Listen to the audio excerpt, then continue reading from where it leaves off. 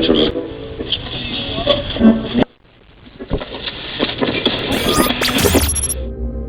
Disidencias.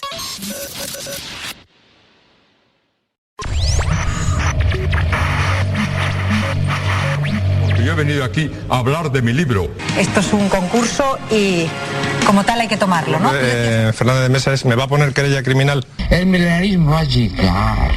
¡Silencio! Estamos viviendo la adolescencia de nuestra democracia. El sol sale de verdad, aunque no lo veamos, para todos.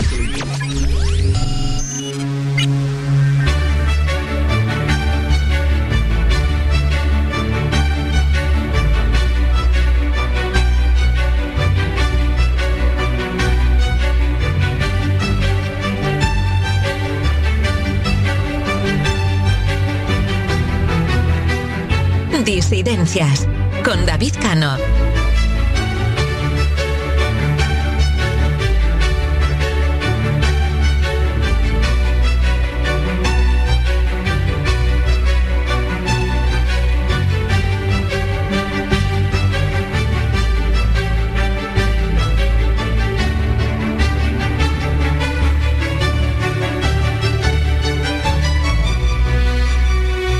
Estábamos en clase y por la calle del colegio pasaba cada mañana el chatarrero.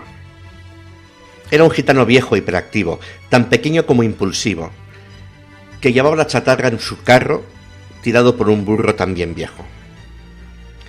Cada día pasaba a media mañana, casi a la misma hora, casi con la misma inoportunidad, casi con la misma cantinela. Y siempre gritaba, haciendo saber que era el chatarrero con atronadora voz. Al profe de matemáticas le interrumpía cada vez. El pobre hombre miraba hacia otro lado resignado y hacía una pausa antes de retomar su clase. Unos callábamos, otros reían. Era el sobresalto de cada día a pesar de lo esperado que podía resultar. Un día el viejo chatarrero no pasó, dejamos de oír su voz.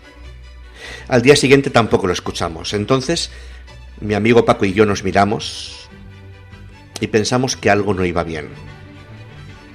Dejamos de oír al chatarrero para siempre. Sentí un vacío, una gran pena. Creo que esa fue la primera vez en mi vida que echaba en falta a alguien. Por aquel entonces se escuchaban algunas tardes al afilador. Llegaba, se paraba en la calle de detrás, tocaba su sonada tan peculiar y esperaba que le llovieran los cuchillos y las tijeras. Su melodía era triste, seca, escueta y sobre todo inconfundible.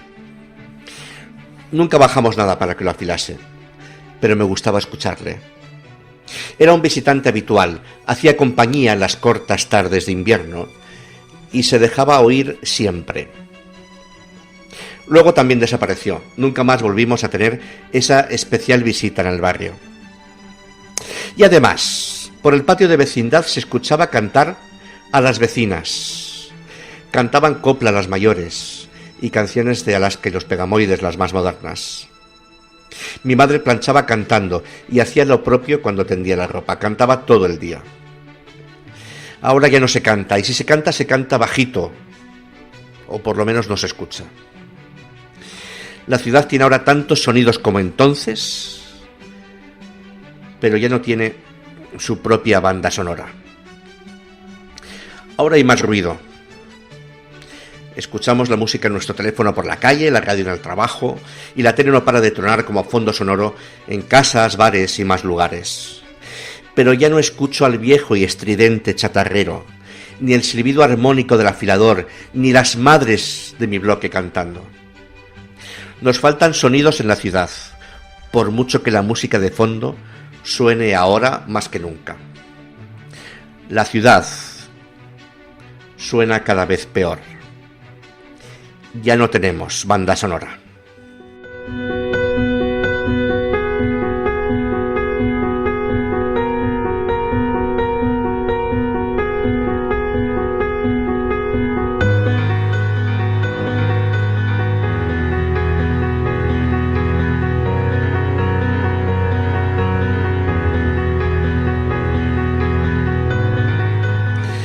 Bienvenidos y gracias por estar ahí escuchando y ofreciendo vuestra compañía. Si te quedas un rato más, esto no ha hecho más que empezar, podré compartir contigo mi extrañeza ante los que me negaron la posibilidad de dar una exclusiva relacionada con Gran Hermano en El Gato Encerrado. Volveré a hablar además de las conspiranoias relacionadas con ese programa, en este caso sobre si hay o no favoritos. Haré otra vez de anticrítico, de teatro en esta ocasión. Terminaré de responder vuestras interesantísimas preguntas y pondré el retrovisor, en este caso al desembarco de José María García en la cadena COPE hace ya la torta de años. Todo esto me va a tener ocupado hoy durante una hora, aunque tú y yo sabemos que seguramente será un poco más de una hora.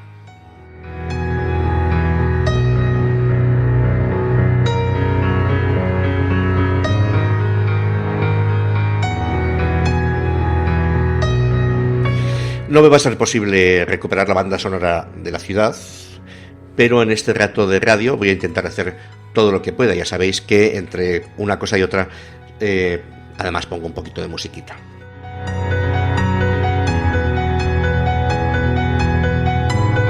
Solo me falta recordar, antes de empezar, que esto se llama Disidencias.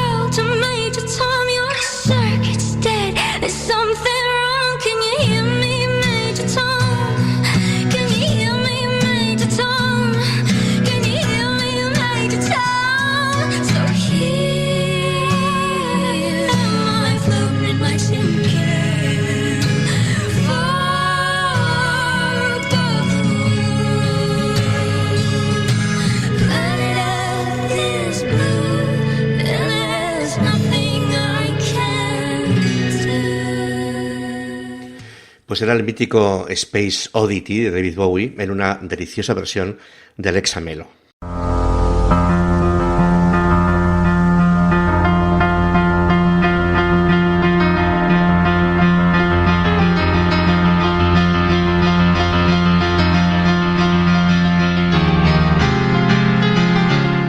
Bueno, sigo repasando paranoias y teorías de la conspiración relacionadas con Gran Hermano.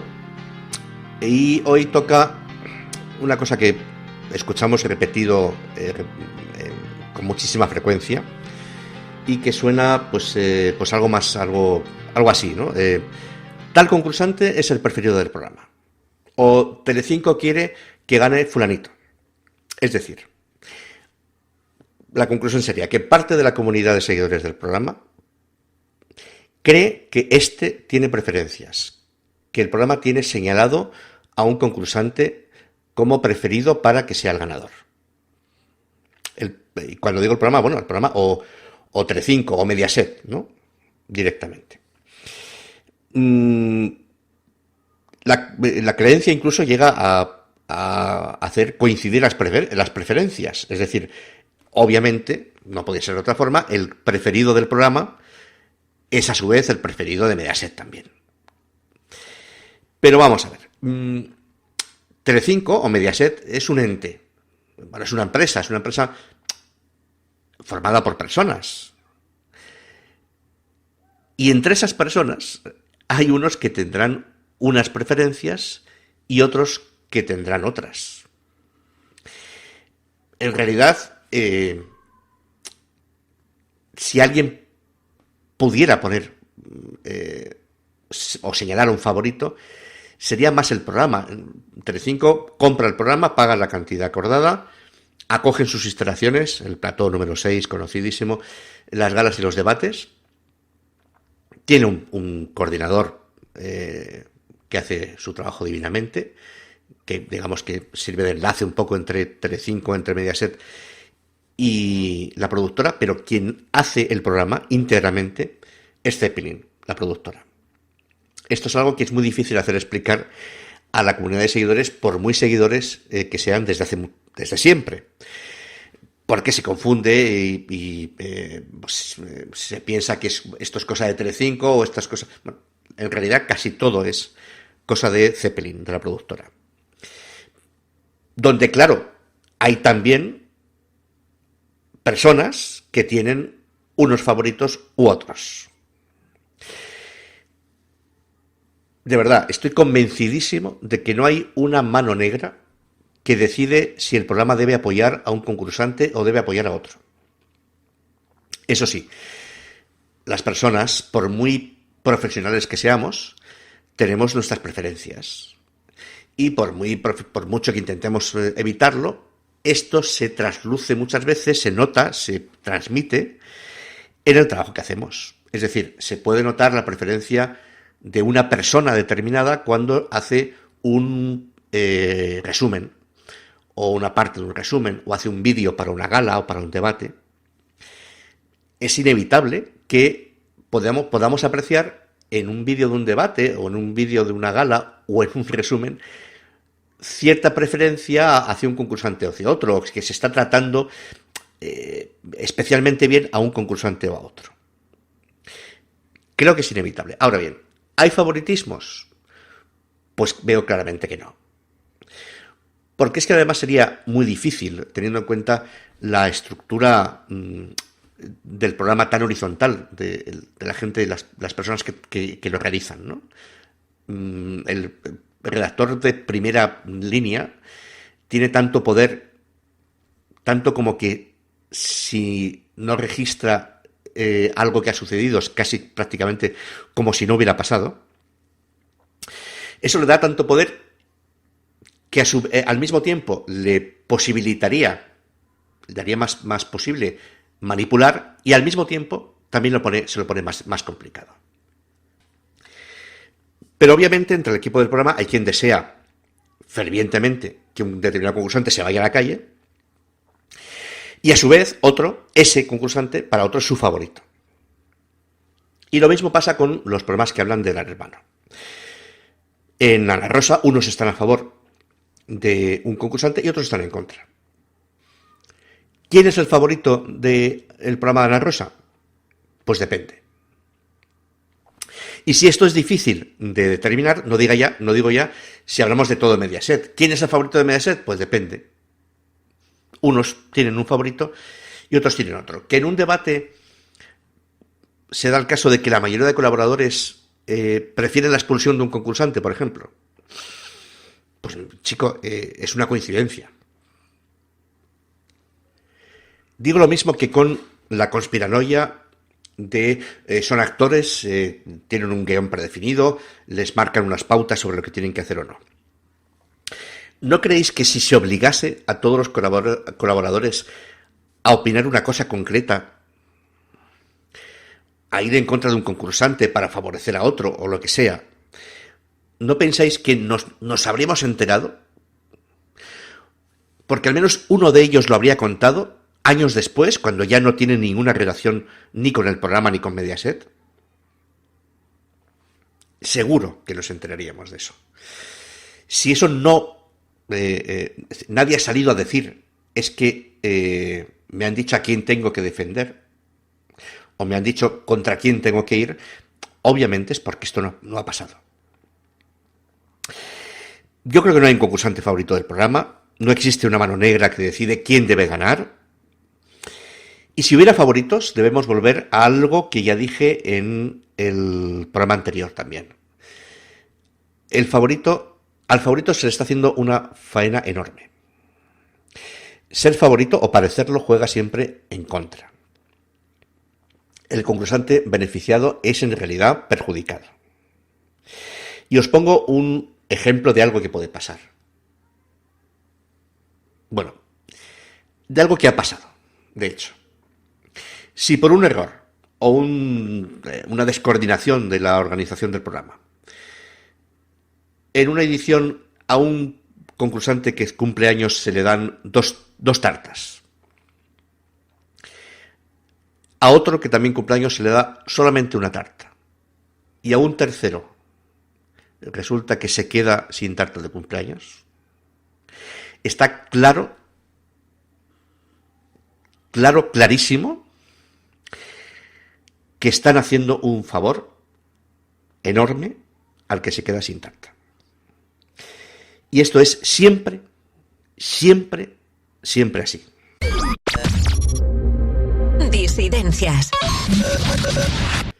Bueno, en el anterior programa empecé a contestar vuestras preguntas. Ya avisé de que lo iba a dividir en 2 programas porque por suerte nos han llegado bastantes preguntas y incluso para hoy he dejado algunas de las más peleagudas, de las más complicadas, de las que, pues parece que me quieren poner en un aprieto, y como no he hecho censura en ninguna pregunta, pues también he querido recogerlas. Voy a empezar con un mensaje de voz.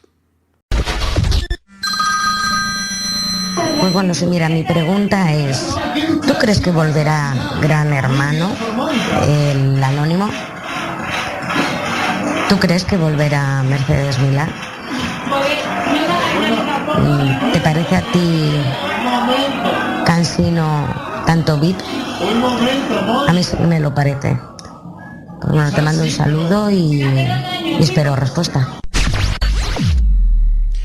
Bueno, pues la pregunta era de Nela Benítez y no quiero evitar responder, pero sí digo, sobre esto hablé en el segundo programa de Disidencias. De forma que si vas allí y lo recuperas, vas a tener una respuesta un poco más amplia, pero te resumo.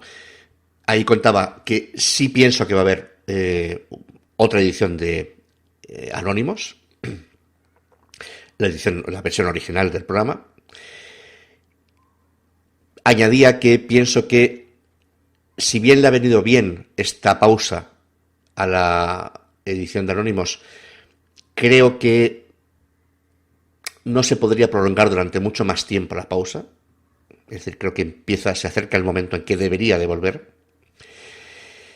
Y además explicaba, y esto ya te digo, puedes acudir a ese segundo programa, porque hacía una explicación un poquito larga sobre por qué pienso que se están haciendo versiones de famosos y no de anónimos ahora mismo. Sobre si me cansa la edición... sobre si va a volver Mercedes Milá, pues ella dijo el día que se despedía en la primera gala de GH Revolution, no, de GH17 era, ¿no? Ella dijo que respetáramos su decisión de dejar el programa. Y desde ese momento yo es lo que he intentado hacer, el respetarlo. Y sobre si me cansa la edición VIP, no, la verdad es que a mí me encantaría que volviera la edición de Anónimos, que es la original, que es la FETEN, pero las ediciones de famosos me han dado mucho, me entretienen mucho y me parece que están fantásticas prácticamente todas, ¿no? O sea que no, de momento a mí todavía no me ha cansado. No sé si me llegará a cansar, pero de momento no estoy en eso. Voy a leer alguna pregunta más. Me pregunta Dirtacon96. Quisiera saber de quiénes son las voces de la cabecera del programa. He logrado identificar a Mercedes Milá, pero no estoy segura de los demás. Pues mira, se escucha Francisco Umbral con esto de hablar de mi libro. Efectivamente está Milá. Está Máximo Pradera. Está Fernando Arrabal con lo del milenarismo. Está Iñaki Gabilondo. Y el último es Jesús Hermida. Creo que no me dejó a ninguno.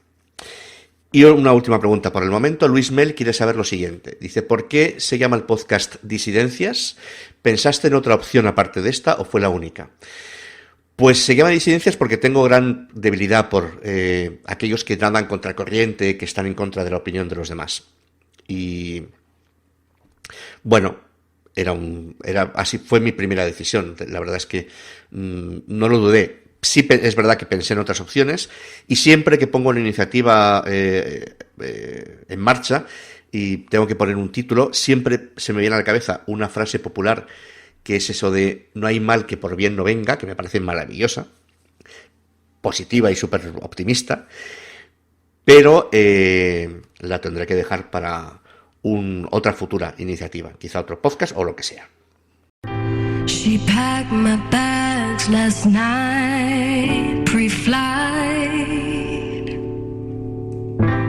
0 hours, 9 a.m. And I'm gonna be high as a kite by then.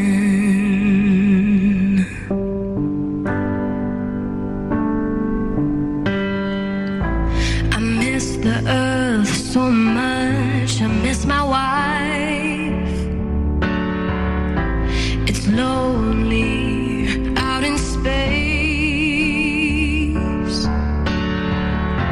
on such a timeless flight.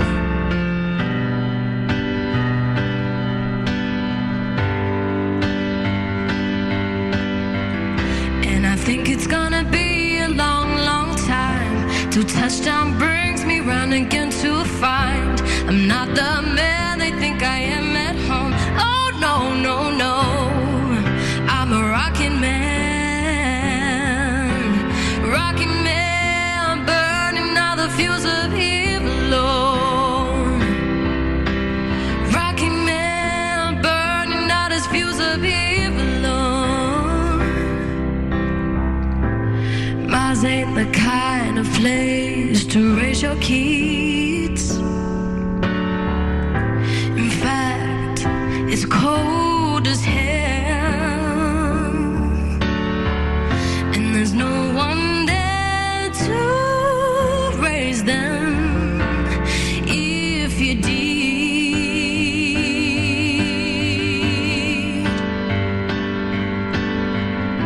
And all this science I don't understand. It's my job 5 days a week. Rocking man,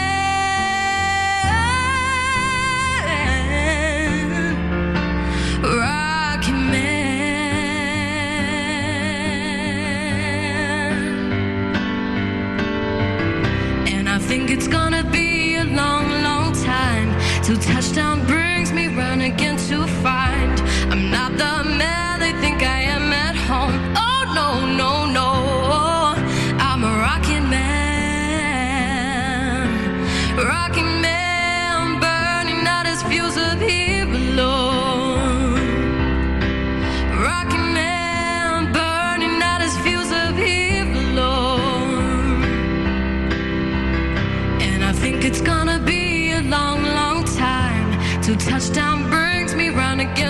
find. I'm not the man they think I am at home.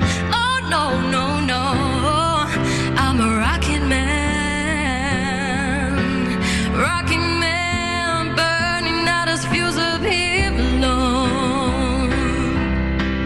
Rocking man, burning out his fuse of here alone. Rocking man, burning out his fuse of here alone. Disidencias.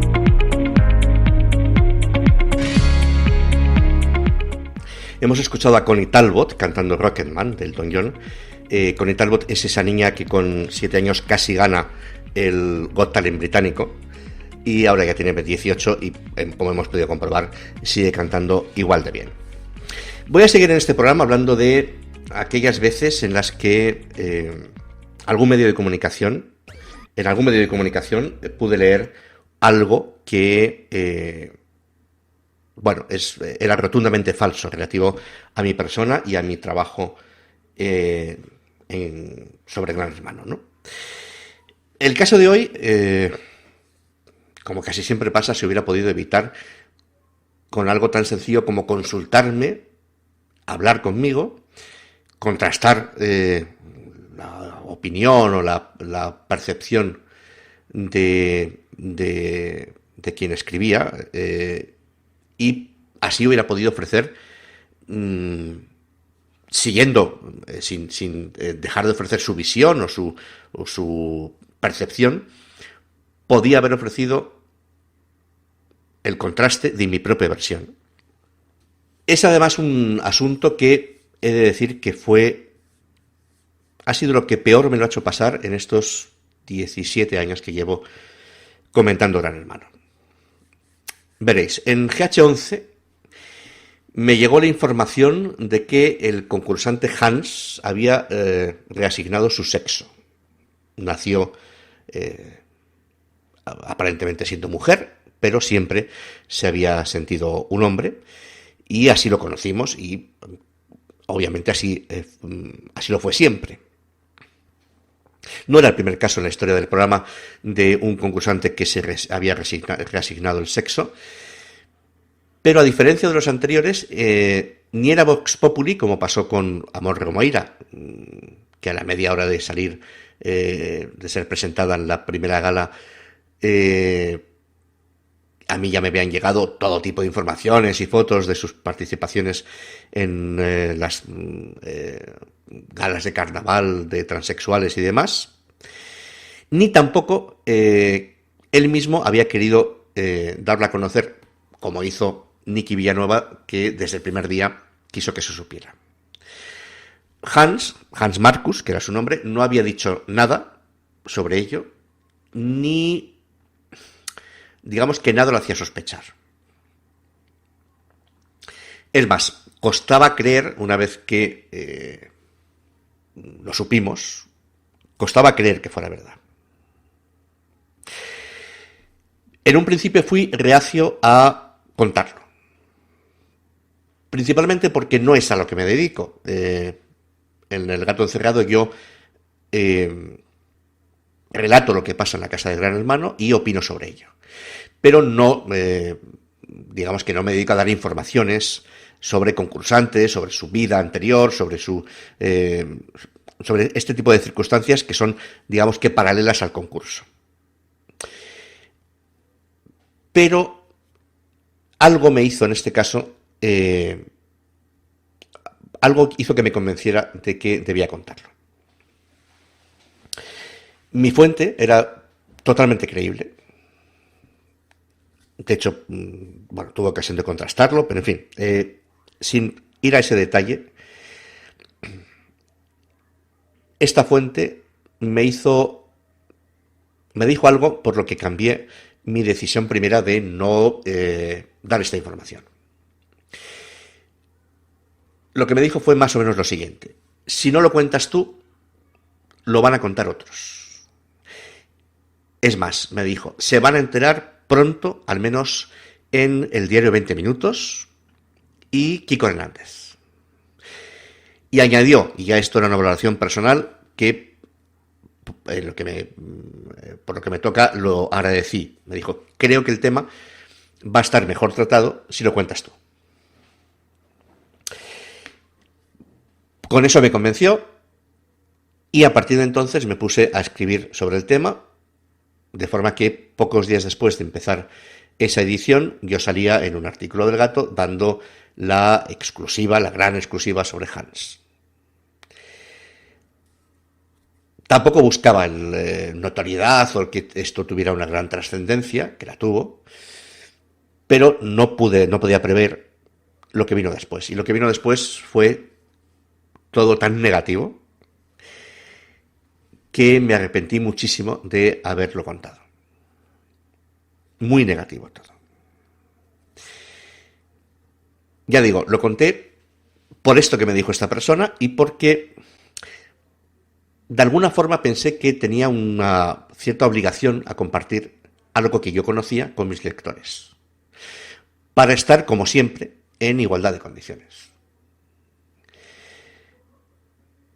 De forma que confieso, no me generó ninguna duda, ningún conflicto sobre si debía de entrar en este tema o no, o contarlo yo o no contarlo.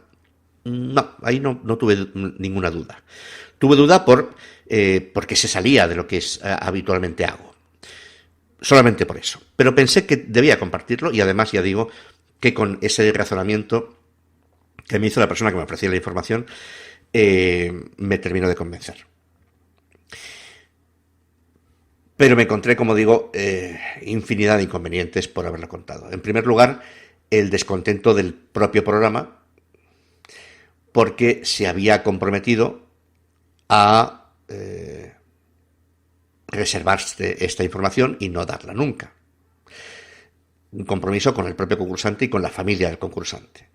Con lo cual, no sentó nada bien que esto se supiera y que además se supiera de alguien, digamos que un poco desde dentro, que relacionado muy estrechamente con el programa, pues como voz considerada un poco oficial o bastante oficial por el hecho de escribir en la página web del canal que emite el programa.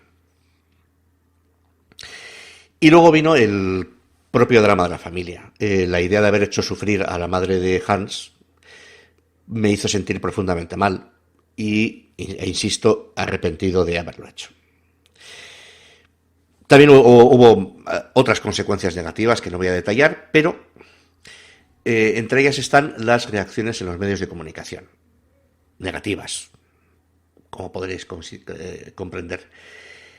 He de decir que no es de lo que más me pudiera inquietar. Me inquietó más bien poco lo que se dijera. Sobre todo a partir del momento en que en Sálvame, por ejemplo, pusieron en duda mi información. A partir de ahí dices, ¿qué no van a decir otros medios, no? Pero me llamó especialmente la atención, y de esto quiero hablar hoy brevemente, la postura de Gus Hernández en un blog del diario 20 Minutos. Gus Hernández, el día 10 de septiembre, publicaba una entrada del blog con el título ¿Es Hans el transexual de Gran Hermano 11? Y un texto brevísimo que voy a leer íntegramente. Decía, yo creo que no. El caso es que en el blog del Gato Encerrado, supuestamente uno de los oficiales del Gran Hermano dicen que sí. Así sin comas ni nada, todo seguido. Que está confirmado. No quiero darle mucha cancha a esto por dos motivos. Uno, me da igual lo que sea, hombre o mujer, eso es asunto suyo y no determina nada. Dos, si no lo ha dicho él, nadie es quien para decirlo. Y no tengo nada más que decir sobre esto. Bueno, no se hablaba de si era hombre o mujer, está clarísimo. En todo momento estuvo clarísimo. Y yo puse todo mi empeño en así expresarlo, que no se estaba hablando de eso, sino se estaba contando ese difícil tránsito para ser físicamente un hombre, que es lo que siempre había sido. Por tanto, no estaba eso en cuestión, no se hablaba de ello. De hecho, me inquieta que esta persona tenga esa duda y se plantee que realmente se está hablando de eso, que en absoluto. Lo de si era nadie quien para contarlo o que lo debía de contar él, bueno, la verdad es que salimos de dudas unos días más tarde porque el propio Hans lo contó a otro concursante en la casa y por tanto lo estaba contando para que lo supiera todo el mundo. Y claro, cuando dice que no quería darle mucha cancha a esto, nos lo debemos de creer, porque claro, precisamente por eso dedicaba una entrada exclusivamente a contar esto y a comentarlo. Hombre, si te parece que de esto no se debe hablar y si no quieres darle mucha cancha, parece que lo lógico hubiera sido pues no escribir sobre ello y punto. Pero en fin, por lo menos esto es una entrada del blog que se conserva publicada, no como otra posterior que misteriosamente ha desaparecido. Porque en otro texto, Gus Hernández afirmaba sin ningún género de dudas, dándolo como una información, no como una conjetura pues, suya personal, sino como algo, como lo tengo clarísimo y esto seguro así. Él decía que esa información me la había dado el propio programa. Como si el programa necesitara de una historia así, especialmente en aquel momento en que el programa seguía yendo como un tiro. No les hacía ninguna falta. De hecho, no tenía ninguna intención de contarlo, más bien todo lo contrario, el compromiso de no hacerlo. Como digo, lo que más me molestó de esto es que no se me consultase, no se me dijese, oye, ¿esta información te la ha dado el programa? Yo le hubiera dicho no, seguramente le hubiera dado alguna explicación más, y aún así lo podría haber contado como una conjetura suya, pero contrastándolo con, decir, bueno, él dice que esto, ¿no? Obviamente era falso. Gus Hernández mentía a sus lectores y nadie como yo sabe que esto era así. Pero bueno, también escribió ese oprobioso "yo creo que no", que acabo de leer.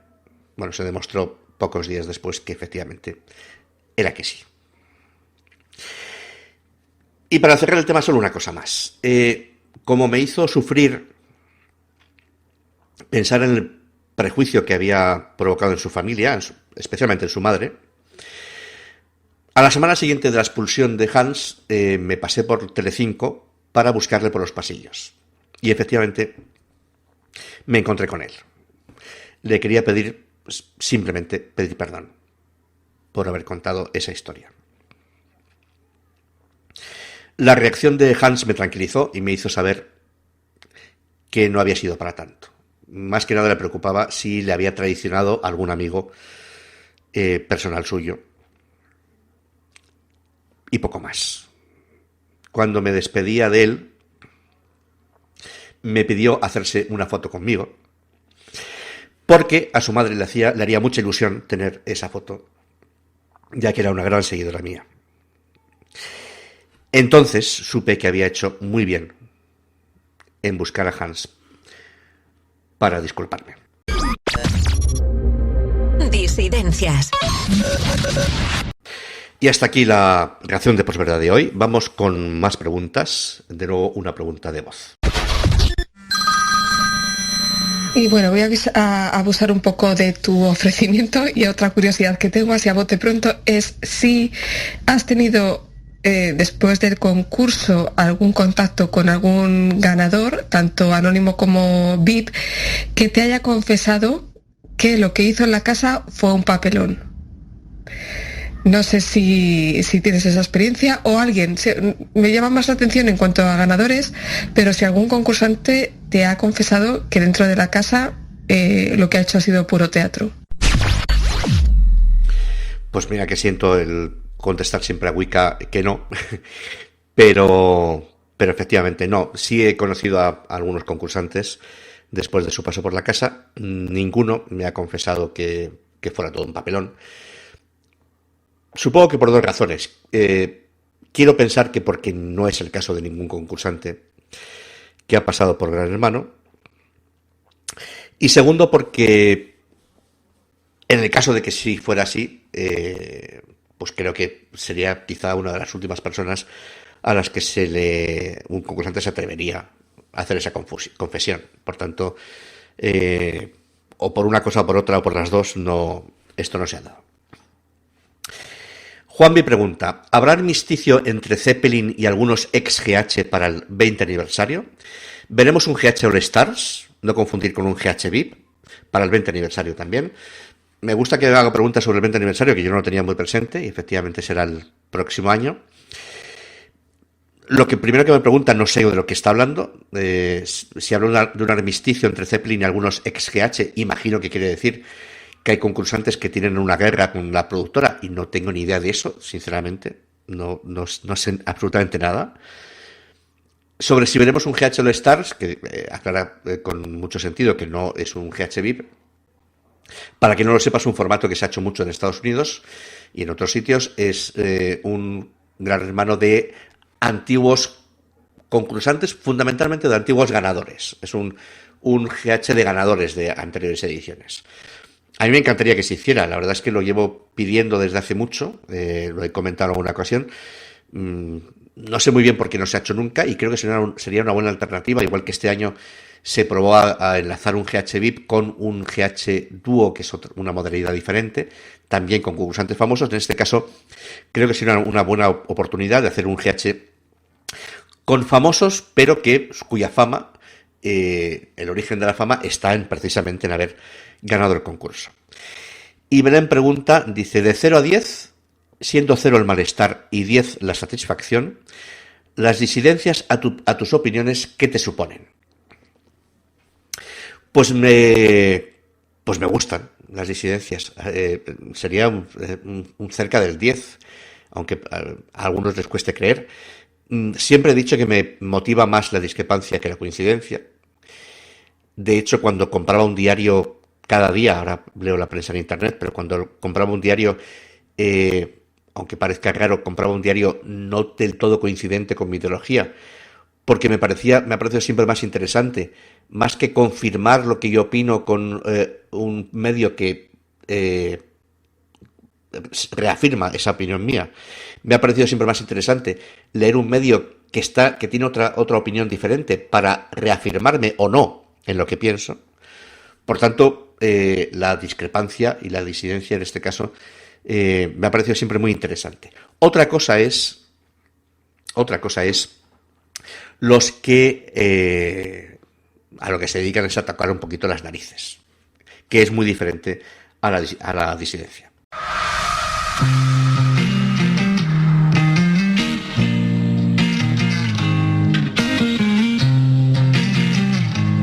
Disidencias.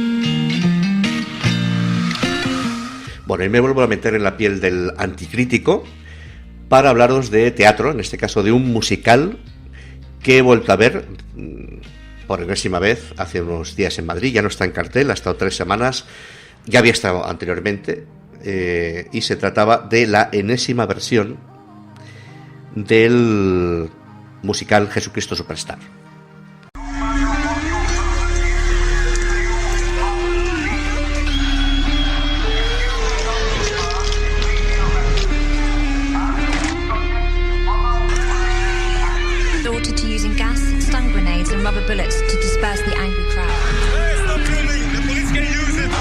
La versión que se ha estado haciendo en Madrid y que lleva años girando por todo el mundo, he de decir que es una versión poco actualizada. Todo lo contrario de esta que estamos escuchando de fondo, que es el Arena Tour de 2012. Para mi gusto, como gran fan de este musical, la mejor versión que yo he conocido. Tampoco actualizada es esta versión que se ha estado viendo en Madrid, que su protagonista ya hizo el papel de Jesucristo en la versión cinematográfica del musical, que es del año 73, perdón. Eso quiere decir, atención, que este actor cantante llamado Ted Neely tiene 75 años. Es decir, un señor de 75 años encima del escenario haciendo de Jesucristo, que en teoría es un personaje con 40 años menos. Bueno, pues el resto del musical está más o menos a ese mismo nivel. Pero se trata de Jesucristo Superstar, la ópera rock, el musical, debo confesarlo, que me hizo amar ese género musical, consistente en contar una historia con música encima de un escenario.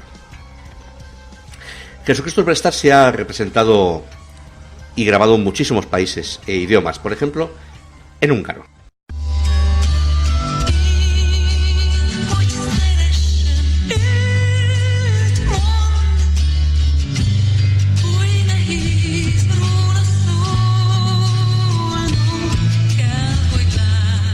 o también en japonés.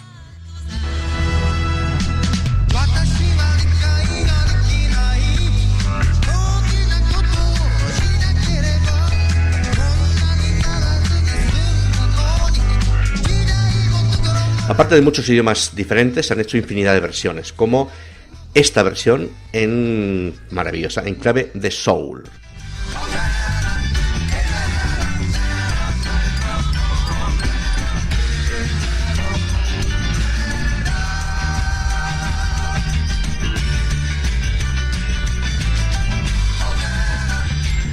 O esta otra, llamada Jesus Christ Supernova, no Superstar, que es puro heavy metal.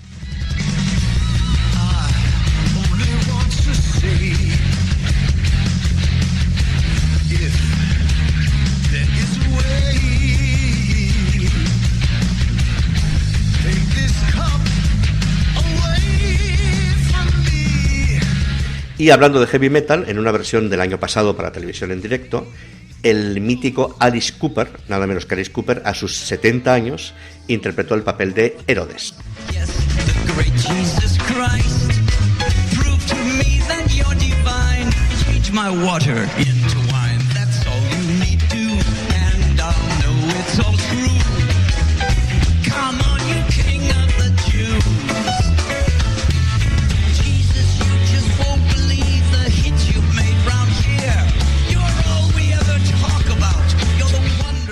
Bueno, Jesucristo Superstar no es la primera ópera rock de la historia, pero sí la primera que hizo historia.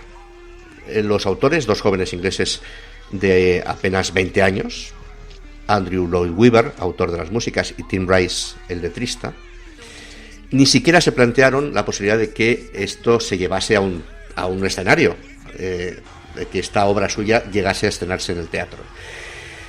Lo que sí lograron fue que un productor inglés grabase el disco original, que con el tiempo hemos dado a llamar un disco conceptual.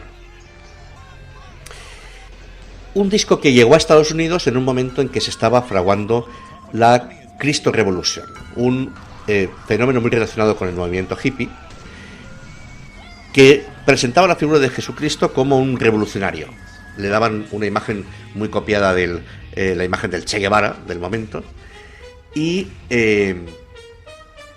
hablaban del revolucionario Jesucristo, con lo cual el disco tuvo un éxito inusitado. Saltó a las calles, a los barrios, a las iglesias. Tal fue el éxito de este disco conceptual con el musical Jesucristo Superstar, que el productor de los Bee Gees, nada menos, Robert Stigwood, decidió llevarlo al teatro. De manera que se estrenó el musical primero en Broadway y luego ya vino al West End londinense, cosa rara teniendo en cuenta que los autores son ingleses. Pero a mí no me llamó únicamente la atención por ayudar a introducir la música rock en el musical, o por contar la historia solo con canciones, al estilo de las óperas, sin ningún diálogo entre medias. Tampoco por ser un fenómeno con un significado religioso, o por haber tenido el éxito tremendo que tuvo. Lo que me llamó la atención de este musical, y lo que me enamoró Jesucristo Superstar, por lo que me enamoró fue porque fuera capaz de presentarnos esa historia conocida, la historia de los días de la pasión de Jesucristo, dándole la vuelta completamente a los personajes, ofreciendo de cada personaje un perfil bien distinto al que habíamos conocido. De esta forma, Judas Iscariote no era el hombre ambicioso, corroído por la envidia, que nos habían pintado siempre, sino la conciencia crítica, el hombre preocupado por mantener las esencias del movimiento que había iniciado Jesucristo y que habían seguido, al que se habían unido los apóstoles. Se nos pinta un hombre contrario a que se gasten recursos económicos para comprar ungüentos para el líder, un hombre receloso porque se hiciese acompañar por una mujer que era una prostituta, lo cual les podía dar una fama dudosa, cuando menos. Precisamente ella, María Magdalena, es vista en este musical como una mujer enamorada, que no sabe cómo expresar su amor por Jesucristo, no sabe qué hacer, cómo amarle. Herodes no es un hombre cruel, sino un frívolo al que solo le importa que nadie le haga sombra. Y Pilatos, mi personaje preferido en este musical, lejos de ser despiadado, es presentado como un hombre piadoso e inseguro, presionado por la marabunta de gente que pide la muerte de Jesús, que pide que le claven en la cruz, y al que él intenta salvar. Pilatos, más que destacar por ser el hombre que decide la crucifixión de Cristo, un punto importantísimo en la historia, en realidad destaca por ser el único que tiene compasión con él. Y antes de lavar sus manos de sangre, dice esa frase tan impactante, llama a Jesucristo marioneta inocente, innocent puppet. Esta visión diferente de los personajes le trajo no pocos problemas a este musical. Tanto es así que, pues en España, por ejemplo, que se estrenó en un momento además complicado políticamente, 11 días antes de que muriese el dictador, algunos grupos religiosos se concentraron en la puerta del teatro donde se iba a estrenar para hacer sus protestas, ¿no? Más grave fue, por ejemplo, en Buenos Aires, donde la AAA, una organización terrorista muy relacionada con las dictaduras militares, voló con explosivos el teatro donde se iba a estrenar 24 horas antes del estreno. Es decir, poca broma, ¿no? Pero esa visión, ya digo, de los personajes que le trajo problemas al musical, a mí es lo que realmente hizo que me fascinara esta historia, que me fascinara este musical, incluso siendo ya entonces agnóstico. Y he de confesar que hoy, 45 años más tarde, más o menos, me sigue fascinando. Disidencias. Bueno, más musiquita. Ahora toca una versión curiosa del tema de Ludovico Einaudi, Una Matina, que es un tema que hemos conocido siempre al piano, interpretado incluso por el propio Ludovico, pero que un valiente conocido como Christoph Guitar ha hecho una versión propia, cómo no, con ese nombre, a la guitarra. Escuchad porque el resultado a mí me parece una grata sorpresa.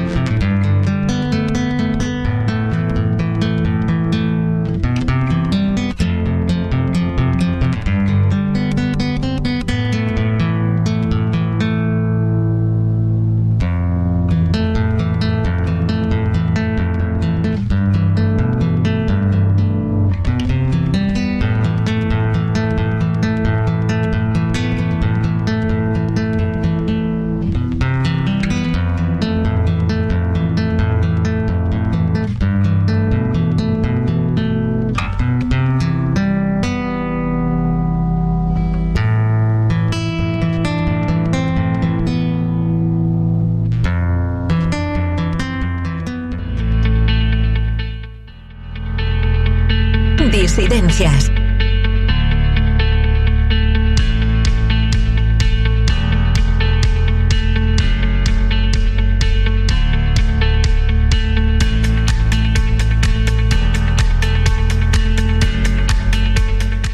Bueno, pues toca de nuevo sacar el retrovisor y hoy de nuevo voy a poner el retrovisor a la radio. Es muy curioso porque van a ser dos programas consecutivos que pongo el retrovisor a la radio deportiva, cuando en realidad no soy un gran amante de los deportes y muy especialmente no soy gran amante del fútbol, pero a pesar de ello he sido un gran oyente de programas de radio deportivos y entre ellos he sido un gran oyente de José María García, que ha sido quizá el gran periodista radiofónico deportivo.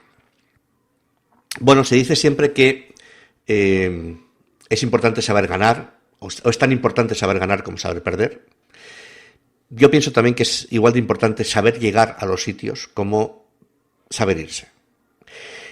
Y os quiero contar un par de anécdotas que demuestran lo importante que es saber llegar y saber llegar bien a los sitios. Quiero hablaros de la entrada de José María García en la cadena COPE. Me hizo recordar esta circunstancia una entrevista de mi admirado Gorka Zumeta a Miguel Ángel García Juez, en la que confundía un poco la historia, porque García salió de Antena 3 Radio cuando fue comprada por el Grupo Prisa y fue primero a COPE y luego a Onda Cero, no al contrario como parece que quería sugerir García Juez. Al hilo de esto, pues me acordé de esas circunstancias curiosas que acompañaron la llegada de José María García y de su equipo a la cadena COPE. Las primeras palabras de García en la antena de la COPE fueron estas. 10 años inolvidables en la cadena SER. Después 10 años imborrables en Antena 3. Ahora, y más que nunca, Dios y la Santa Madre Iglesia dirá cuántos nos van a quedar aquí. Bueno, pues no llegaría a pasar otra década en su nueva casa, porque tras esos 10 años de los que hablaba García, de los que hablaba en la cadena SER y otros 10 en la Antena 3 de radio, en COPE estaría un poquito menos, solo 8, que sí es verdad que lo completaría con los 2 que estuvo después en Onda Cero, que fue su última y polémica aventura radiofónica. A ver, no quiero que quede hoy el programa como el programa de la venganza, el programa del rencor. He hablado antes de un asunto relacionado con el gato encerrado. En este caso, ni me afecta personalmente porque obviamente no lo viví, salvo como oyente, ni creo que tampoco sea un reproche, pero sí me parece que son anécdotas curiosas, muy descriptivas del personaje, en lo bueno y en lo malo, y que me parecen interesantes, ¿no? A ver, primera anécdota. En los primeros días de agosto del 1992, la cadena COPE había convocado una rueda de prensa para presentar a los 2 fichajes que se iban a incorporar a esa casa a comienzos de temporada, provenientes de Antena 3 de radio. Eran esos días de agosto en que todo el mundo estaba deseando marcharse de vacaciones, pero ahí estaba, había un montón de periodistas presentes en esta rueda de prensa, porque era algo realmente muy noticioso el que José María García y el tristemente fallecido Antonio Herrero se fueran a incorporar, salieron escopetados de Antena 3 de radio cuando entró el Grupo Prisa, y se iban a incorporar a la COPE. En la rueda de prensa estaba también, aparte de ellos 2, Bernardo Herráez, que era entonces el director de esta cadena de radio, de la Conferencia Episcopal. Don Bernardo, más conocido así como Don Bernardo. Bueno, en el turno de preguntas, un periodista quiso saber si, aparte de estas 2 incorporaciones, si iban a llegar a la COPE más profesionales procedentes de Antena 3 de radio. Se refería naturalmente a primeros espada, a primeras figuras radiofónicas, porque García no llegó solo, sino con su hueste de profesionales que le acompañaban desde Antena 3 de radio. Por tanto, no eran solamente 2, pero la pregunta se entiende que se refería a si había alguna otra estrella radiofónica, aparte de García y Herrero, que se fuera a incorporar a la COPE. Don Bernardo respondió de forma clara e inequívoca, diciendo que no, que solamente iba a haber esas 2 incorporaciones. Pero entonces García pidió la palabra, cogió el micrófono y, advirtiendo que no quería llevar la contraria a don Bernardo, en realidad lo que hizo fue llevarle la contraria. Lo que dijo fue que deseaba y que creía que debía ser así, que también se incorporara Luis Herrero.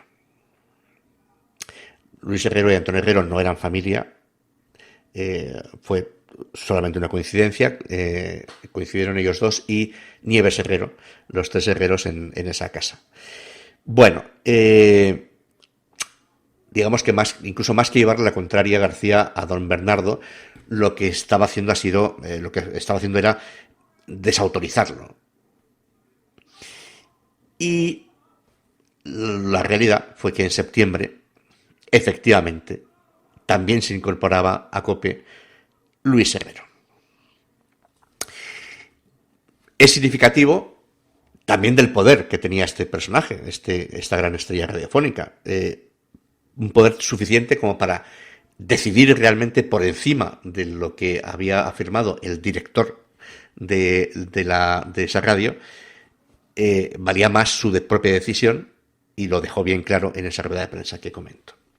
Segunda anécdota, está un poquito más oscura. Ya he dicho que García llegó a la cadena COPE con un grupo de profesionales de su equipo. No todos, otros se quedaron en Antena 3, pues Javier Ares, por ejemplo, del que hablé en el último programa, Antonio Gutiérrez, Andrés Montes, Ciro López, en fin, algunos más.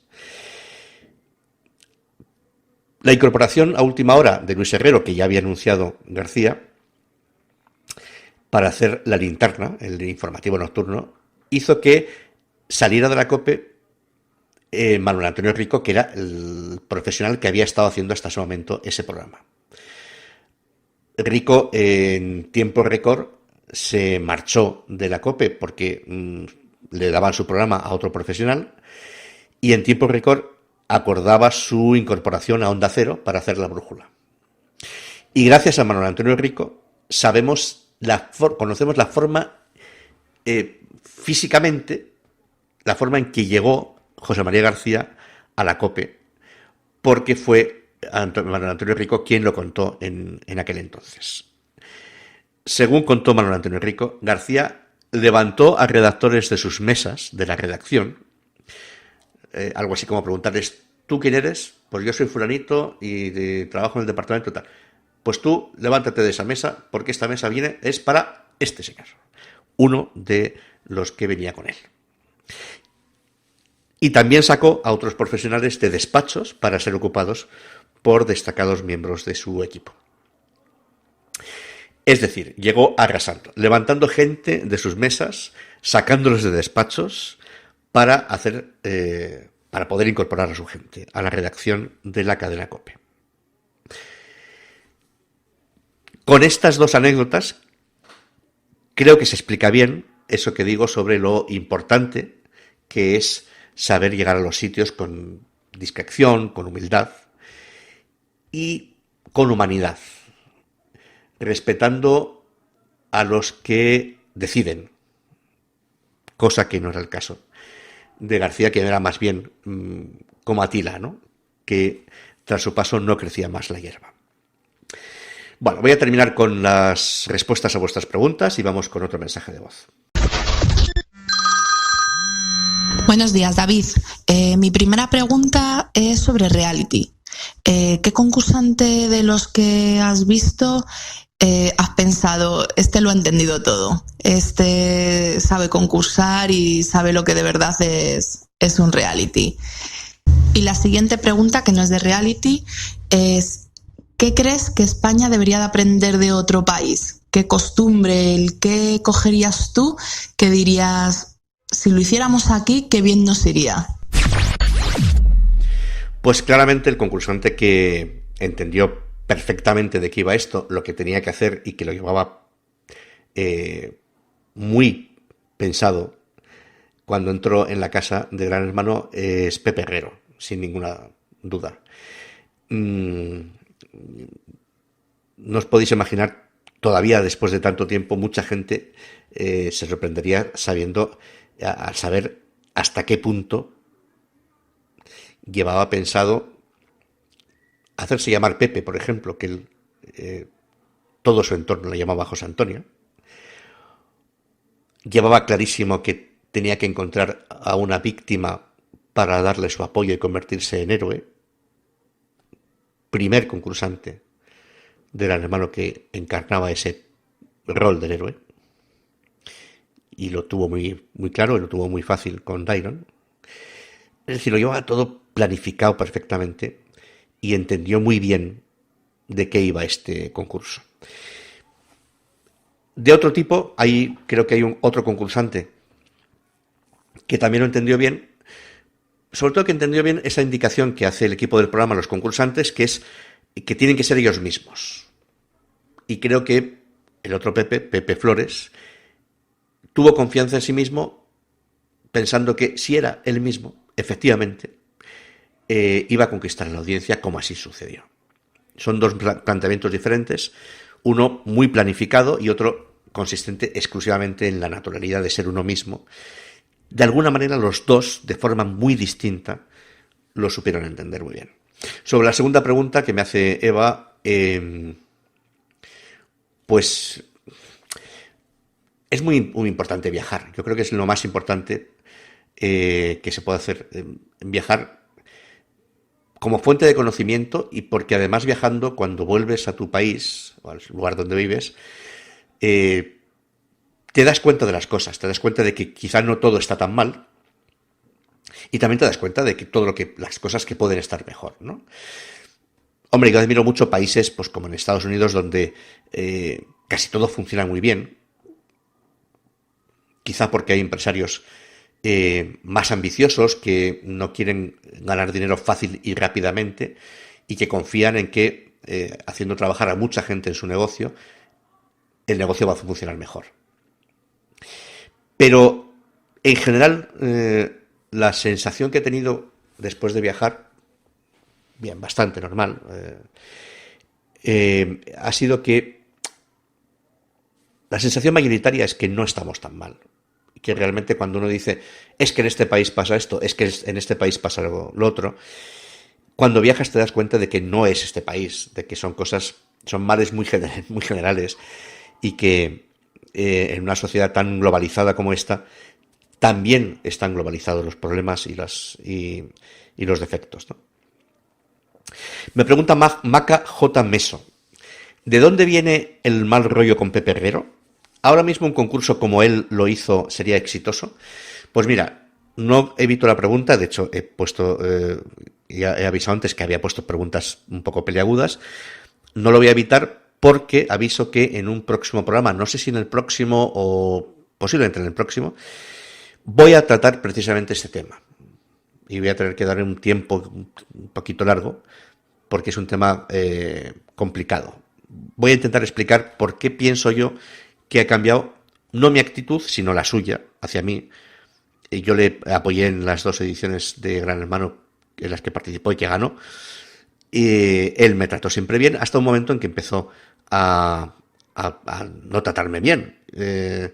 Y tengo mi idea, que quiero contar algún día, y que voy a contar en un próximo programa, sobre qué es lo que pasó, por qué pasó eso. O sea que te dejo un poco con la duda y pongo el cebito para un programa próximo. Sobre si... No sería posible. El concurso que hizo Pepe Herrero ahora mismo sería absolutamente imposible, partiendo del hecho de que ahora mismo todas las expulsiones terminan siendo duelos, es decir, cosa de 2, lo cual ya destroza la estrategia del balancín que planteaba Pepe Herrero en las nominaciones para la expulsión, de forma que partiendo de ahí la verdad es que no le valdría. Sí es verdad que confío en que si tuvo la inteligencia de plantear el concurso también entonces, con reglas distintas, seguramente sería capaz de plantearlo de otra forma igualmente brillante, ¿no? Lozano Hoyos pregunta: ¿por qué lamías el culo? Bonita expresión. A la decisión de quitar el 24 horas. Bueno, creo que está Lozano Hoyos, que es un nick muy gracioso. Creo que se perdió algún episodio porque no traté amablemente esta decisión precisamente. Lo único que dije, y también hablaré sobre ello el día que hable del tema de Pepe Herrero, solamente dije que yo me adaptaba, que con los mimbres que me dieran, pues yo iba a construir el cesto que pudiera, ¿no?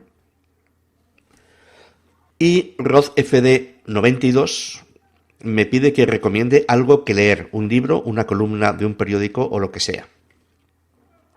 Pues mira, recomiendo leer un libro que hace una radiografía creo que muy precisa, muy interesante y además muy entretenida, de la situación de los medios de comunicación en España, que es el libro El Director, de David Jiménez, que fue director del diario El Mundo. Es un libro muy reciente y ya digo que es apasionante contar esa visión sobre cómo están los medios de comunicación en nuestro país a través de su propia experiencia durante el año que fue director de un periódico nacional. Y toca empezar a despedirse. Lo voy a hacer con más música, como de costumbre. He estado hablando de Jesucristo Superstar y vamos a escuchar el Heaven on My Mind, con el que prácticamente comienza el musical. Es la versión de la Arena Tour, que ya he dicho antes que me gusta muy especialmente, con el genial Tim Minchin.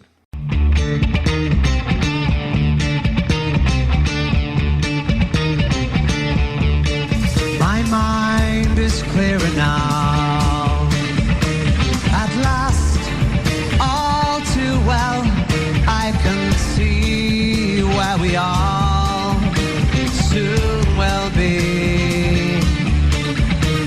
If you strip away the myth from the man, you will see where we all soon will be.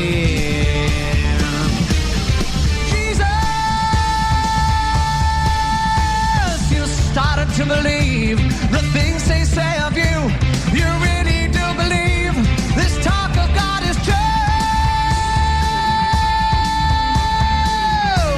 and all the good you've done will soon get swept away. You've begun to matter more than the things you say.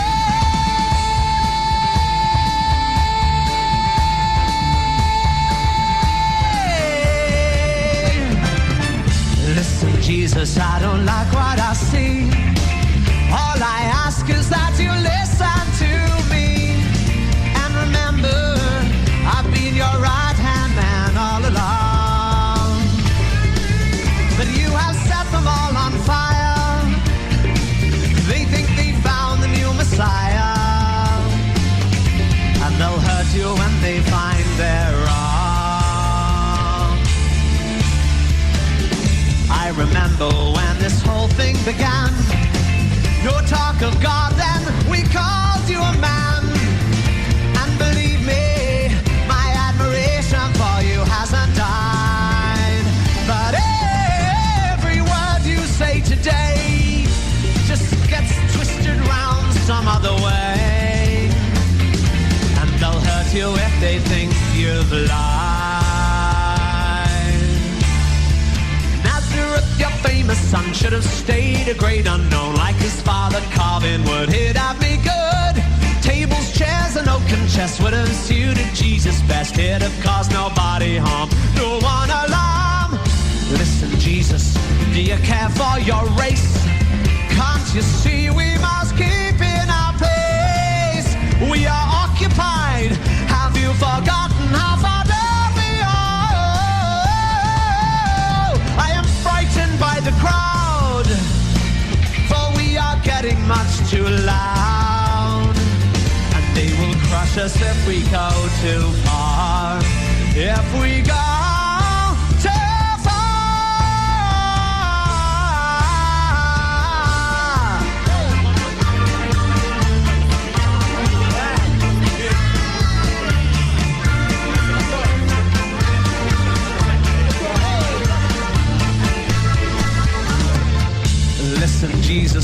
warning I give.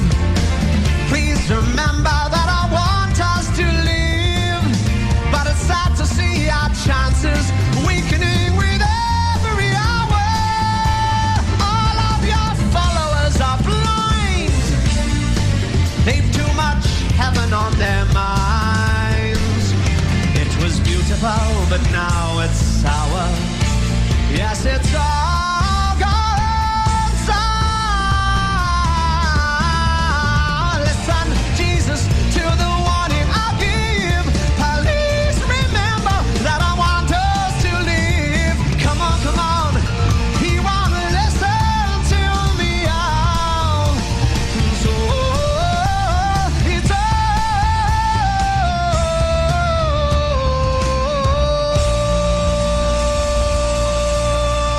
gone sour.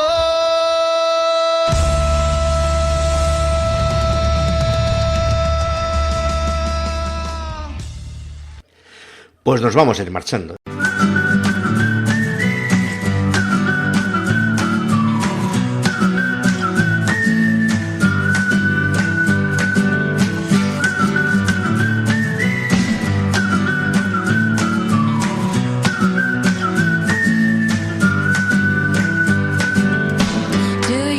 No ha terminado este cuarto de Disidencias y ya estoy deseando que llegue el siguiente.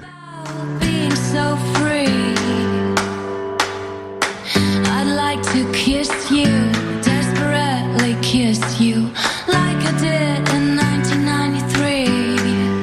Esta vez lo tengo más fácil porque he ido prometiendo temas para próximos programas, así que no tengo más que cumplir con lo prometido. Facilísimo. I can still hear us singing.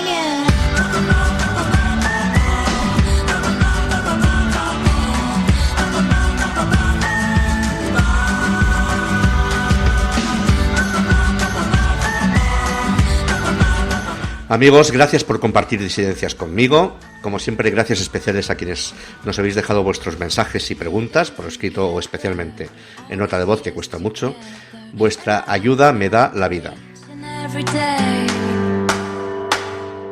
still want to kiss you, desperately kiss you again, to feel that way.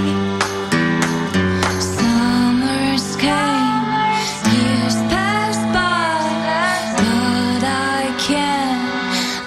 Hasta luego a todos, ha sido un placer enorme, cuidaos mucho. Disidencias.